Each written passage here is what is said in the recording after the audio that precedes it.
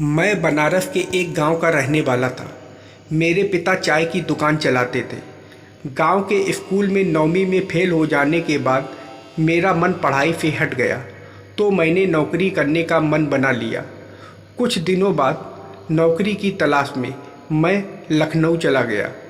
15 दिन भटकने के बाद मुझे एक प्राइवेट कंपनी में नौकरी मिल गई। रहने के लिए मैंने किराए पर छोटा सा मकान भी ले लिया। मुझको जो कमरा मिला था उसमें पहले से ही 2 लोग रहते थे। जल्द ही मैं दोनों से घुल मिल गया। मेरे बोलचाल के ढंग की वजह से मुझे लोग जल्दी दोस्त बना लेते थे। मैं हमेशा साफ सुथरा रहता था। मेरी जब शादी हुई तो मेरी नई नवेली पत्नी को छोड़कर ड्यूटी पर जाने का जरा भी मन नहीं था। शादी के लिए मैंने कंपनी से 1 महीने की छुट्टी ली थी। शादी के बाद पत्नी की खूबसूरती में मैं कुछ इस तरह खो गया कि कब 1 महीने से ज़्यादा समय बीत गया मुझे पता ही नहीं चला। जब कंपनी के मैनेजर ने फ़ोन पर मुझको चेतावनी दी कि अगर 1 हफ्ते के अंदर मैंने ड्यूटी ज्वाइन नहीं की तो मुझे नौकरी से बर्खास्त कर दिया जाएगा, तब मेरी आंखें खुलीं। अब तो मेरा नौकरी पर जाना ज़रूरी था। घर से विदा लेते समय मैंने पत्नी से कहा, तुम चिंता मत करो, लखनऊ जाकर सबसे पहले एक बड़ा मकान किराए पर लूँगा, फिर तुम्हें बुला लूँगा। शादी के बाद मुझसे मेरे पिता ने कहा था कि मैं पत्नी को साथ लखनऊ में ले जाऊँ। पत्नी भी मेरे साथ रहना चाहती थी, मगर मैं पत्नी को साथ कैसे ले जा सकता था। जब मैं कुंवारा था तो 8,000 रुपये में गुजारा कर लेता था। दोस्तों के साथ एक ही कमरे में रह लेता था। पत्नी को साथ में रखने के लिए एक कमरा तो अलग से चाहिए ही था। रुपए भी कुछ ज़्यादा चाहिए थे। मैं भी पत्नी से प्यार करता था। मैं खुद उसके बिना नहीं रहना चाहता था। मैं उसे अपने साथ रखना चाहता था, इसलिए पहले ज़्यादा तनख्वाह वाली नौकरी ढूंढने लगा। मैंने सोचा कि एक कमरा किराए पर लेकर पत्नी को बुला लूँगा। मैं कम से कम 15,000 रुपये की नौकरी पाना चाहता था। मनपसंद नौकरी की तलाश में मैं दर दर भटकता हुआ मैं एक दिन सीमा की दुकान में गया। उसकी कपड़े की दुकान थी। उस समय सीमा दुकान में मौजूद थी। मेरे बात करने के तरीके से सीमा प्रभावित हो गई। उसने मेरा मोबाइल नंबर यह कहते हुए ले लिया कि जगह खाली होते ही वह मुझे बता देगी। मुझको ज़रा भी विश्वास नहीं था कि सीमा की दुकान में मुझे नौकरी मिलेगी। हैरानी तो मुझको तब हुई जब 4 दिन बाद सीमा ने फ़ोन किया और इंटरव्यू के लिए उसने रात के 8 बजे अपनी दुकान पर बुलाया। मैं ठीक समय पर सीमा की दुकान में पहुंच गया। सीमा ने कहा कि वह दुकान बंद कर रही है, इसलिए घर चलो। उसका मकान बड़ा था, वहाँ कोई और नहीं था। मकान का दरवाज़ा खुद सीमा ने खोला था। सीमा ने मुझे बताया कि उसकी पार्ट टाइम नौकरानियाँ हैं। मुझसे मेरे घर परिवार की जानकारी लेने के बाद सीमा ने कहा, तुम्हारी काबिलियत के मुताबिक कोई भी तुम्हें 10,000 से ज़्यादा की नौकरी नहीं देगा।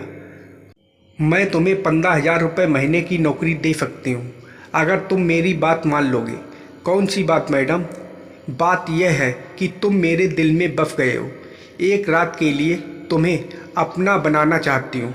मुझको समझते देर नहीं लगी कि सीमा चरित्रहीन औरत है। मैं पत्नी के साथ बेवफाई नहीं करना चाहता था, लेकिन सामने औरत को देखकर मैं नौकरी की लालच में आ गया। यह सोचकर मैंने सीमा की बात मान ली कि सिर्फ एक रात की बात है, उसके बाद मैं पत्नी के साथ कभी बेवफाई नहीं करूँगा। फिर मैं सीमा के साथ बेडरूम में चला गया।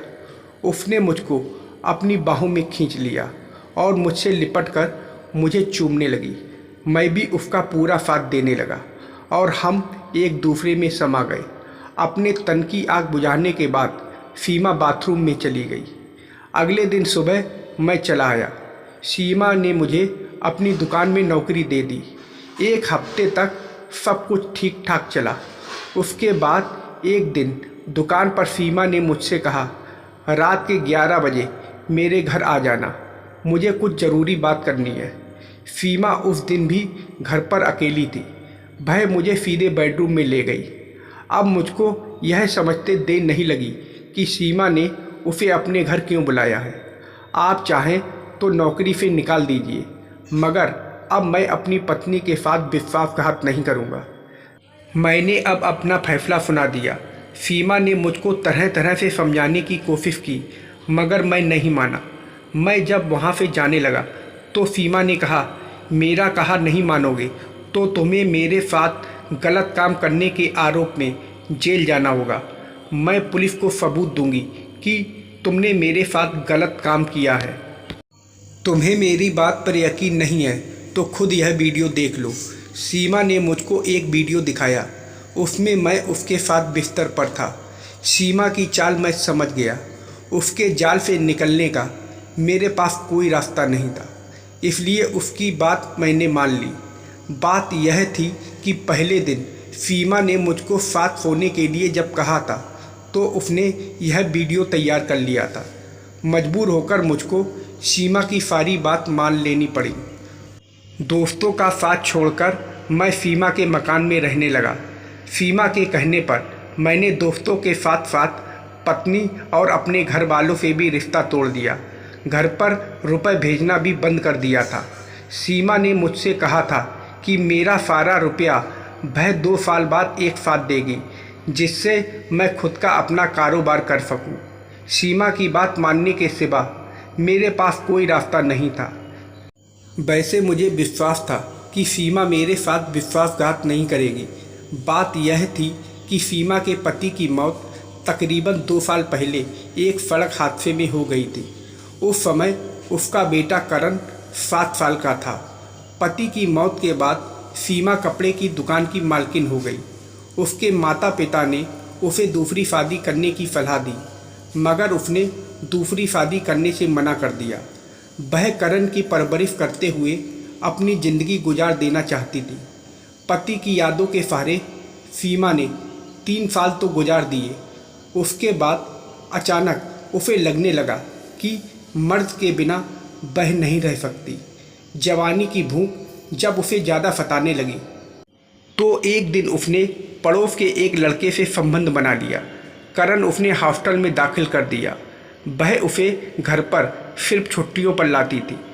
1 साल तक वह लड़का सीमा के हुस्न से बंधा रहा। उसके बाद उसकी शादी हो गई तो उसने संबंध तोड़ लिया। फिर सीमा ने मुझको फांसा। मैं उसके चंगुल से कभी ना निकल सकूं, इसलिए उसने अपनी और मेरी एक वीडियो क्लिप भी बना ली थी। पुलिस का डर दिखाकर सीमा ने मुझको अपने बस में तो कर ही लिया था। उसके अलावा उसने मुझे शराब की लत भी लगा दी थी। मुझको भी ऐशो आराम की यह ज़िंदगी अच्छी लगने लगी थी। इस तरह 1 साल बीत गया। एक दिन सीमा ने मुझसे पूछा, तुम्हें मेरे साथ कैसा लगता है? बहुत अच्छा। तुम सारी ज़िंदगी मेरे साथ रहोगे ना? यह भी कोई पूछने वाली बात है। अब तो मैं आपके बिना रह भी नहीं सकता। जैसा मैं कहूँगी वैसा करोगे ना? ज़रूर करूँगा। बात यह है कि मेरे हुस्न पर एक अमीर शादीशुदा लड़का फिदा हो गया है। मैं उससे संबंध बनाकर लाखों रुपए ऐंठना चाहती हूँ।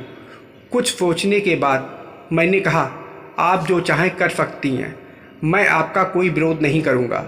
बस इतना ख्याल रखिएगा कि कभी मुझे अपने से जुदा ना कीजिएगा। तुम्हें अपने से जुदा करने की तो मैं सोच भी नहीं सकती, क्योंकि तुम मेरे दिल की धड़कन बन गए हो। तुम मेरे बताए रास्ते पर चुपचाप चलते जाना। देखना, जल्दी ही हम दोनों के पास करोड़ों की जायदाद होगी। वह जायदाद सिर्फ मेरे नाम नहीं, तुम्हारे नाम भी होगी। अगले दिन सीमा अपने साथ एक लड़के को लेकर घर पर आई। योजना के मुताबिक मैंने वीडियो बनाने की पूरी तैयारी कर ली थी। मैंने सीमा और उस लड़के का वीडियो बना लिया था। उस वीडियो के बल पर सीमा ने उस लड़के से बहुत दिनों तक रुपए ऐंठे। उसके बाद सीमा ने दूसरे लड़के को फांसा, फिर तीसरे को, और इसी तरह यह सिलसिला चलता रहा। एक दिन जब मैं दुकान से निकल रहा था तो पुलिस आई और मुझे गिरफ्तार कर लिया। सीमा ने मुझ पर गलत काम करने का केस कर दिया था। कई महीनों तक मैं जेल में रहा, पर सीमा ने दया करके मुझको छुड़वा दिया, पर यह वादा लेकर कि मैं कभी उसके पास नहीं आऊँगा। अब मेरे पास ना पत्नी है, ना पिता है, ना सीमा जैसी औरत। मैं अब मजदूरी करके किसी तरह अपना जीवन काट रहा हूँ। तो दोस्तों, आप लोगों को यह कहानी कैसी लगी कमेंट करके ज़रूर बताइएगा और वीडियो को लाइक और सब्सक्राइब करना मत भूलिएगा। वीडियो को पूरा देखने के लिए आप लोगों का बहुत बहुत धन्यवाद।